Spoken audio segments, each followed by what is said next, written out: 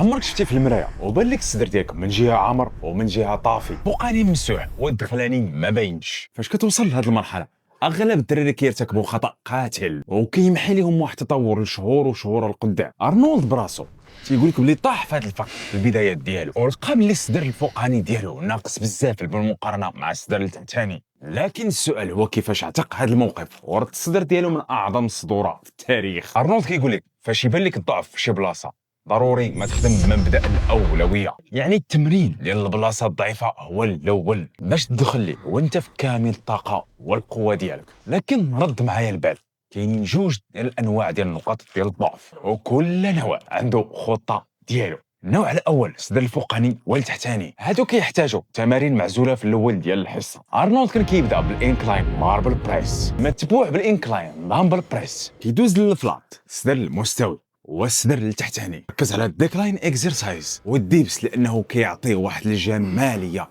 واعره، وهو كيتعتبر تمرين خارق لانك تقدر تبدل الزوايا فقط بالميلان ديال الجسم ديالك. النوع الثاني الصدر الداخلاني والخارجي، هنا ارنولد كيعطيك واحد التكنيك اللي هو ذكي بزاف. ما تبداش الحصه بالكيبل كروس اوفرز، لكن كتخدمهم وسط التمارين الاساسيه. مثلا فاش كتلعب الدامبل فلايز وبغيتي الصدر الخارجي كتهبط الوزن لاقصى مدى وسير ثلاثه ديال اربعه ديال الحركه اللي شفنا في الفيديو اللي فات. ودائما ما تخليش يديك يتلاقاو باش تخلي دائما الضغط على الصدر. ولا بغيتي الصدر الدخلاني كتطلع الوزن حتى الفوق وكدير العكس، كدير سكويز في القمه وحتى في البنش بريس. القبضه الضيقه نوعا ما كتخدم الدخلاني، والقبضه الواسعه كتفرقع الخارجي. واحد السر اخر من ارنولد باش ضمنت الصدر الفوقاني كامل يتخدم، ما تلعبش بزاويه واحده. كان كيدير ثلاثه ديال السيريات في زاويه 15 درجه ويطلع ل 25 ثم الزاويه 35 حتى كيوصل ل 50 درجه. هكا كيدمر كاع الالياف العضليه وكيضمن بانه كاع قصدره من جميع الزوايا. لكن اهم ما قيل هو هذا،